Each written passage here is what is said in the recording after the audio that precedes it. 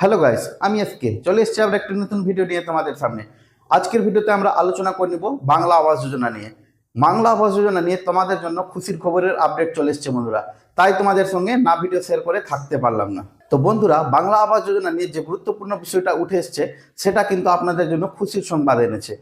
কি হচ্ছে সেই খুশির সংবাদ আজকের এই ভিডিওতে আমরা আলোচনা করব। তো চলো শুরু করা যাক ভিডিওটা। তো বন্ধুরা, আশা করি আপনাদের সবার বাড়ির দ্বিতীয় কিস্তির জন্য যে সার্ভে হচ্ছিল, আশা করি সবার সার্ভেটা হয়ে গেছে। এই সার্ভেতে যে বাড়ির ফটোগুলো উঠিয়েছিল তারই ভিত্তিতে, শুধুমাত্র তারই ভিত্তিতে একটা লিস্ট প্রকাশিত করা হয়েছে। সেটা লিস্টটা আপনাদের 15 থেকে 16 তারিখের মধ্যে আপনাদের পঞ্চায়েতে প্রকাশিত হয়ে যাবে এবং সেখানে গিয়ে আপনারা এলিজিবল লিস্টে নিজের নামটা দেখতে পারবেন।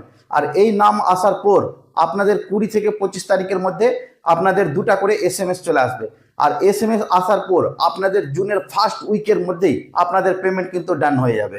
তবে আমি আপনাদেরকে পরিষ্কারভাবে জানিয়ে দিই, যাদের 2টা করে SMS চলে আসবে তাদেরই কিন্তু পেমেন্ট আসবে, এবং যাদের SMS আসতে আবার লেট হবে তাদের কিন্তু পেমেন্টও আসতে লেট হবে। অর্থাৎ 60,000 টাকা আপনাদের অ্যাকাউন্টে একসঙ্গে কিন্তু ঢুকছে না, এটা কিন্তু আপনাদের ধাপে ধাপে ধাপে ধাপে করে ঢুকবে। অর্থাৎ যেমনি যাদের SMS চলে আসবে অমনি আপনাদের কিন্তু SMS এর 15 দিন 10 দিন পরে কিন্তু আপনাদের অ্যাকাউন্টে টাকাটা চলে আসবে। তবে আমি আপনাদেরকে বলে দিই বন্ধুরা, আপনারা কিন্তু পঞ্চায়েতে গিয়ে অবশ্যই দেখে নেবেন যে আপনাদের এলিজিবল লিস্টে নাম রয়েছে কিনা। যদি না থাকে তৎক্ষণিকই আপনারা কিন্তু ট্রেজারিতে চলে যাবেন। ওখানে আপনারা গিয়ে দেখবেন যে কি কারণে আপনাদের নামটাকে সরানো হয়েছে। কারণ যদি আপনাদের লিস্টে নাম না থাকে তাহলে কিন্তু আপনাদের পেমেন্ট আসবে না, অর্থাৎ টাকা আসবে না। বন্ধুরা, যদি আপনাদের টাকা আসতে দেরি হয় তাহলে কিন্তু আপনারা সঙ্গে সঙ্গে ব্লকে যাবেন। ব্লকে গিয়ে আপনারা নিজের একটা দরখাস্ত করবেন যে আমাদের অমুক কারণের জন্য আমাদের টাকাটা আসছে না। তাহলে কিন্তু আপনারা বুঝতে পারবেন যে কি কারণ রয়েছে আপনাদের টাকা না আসার পিছনে।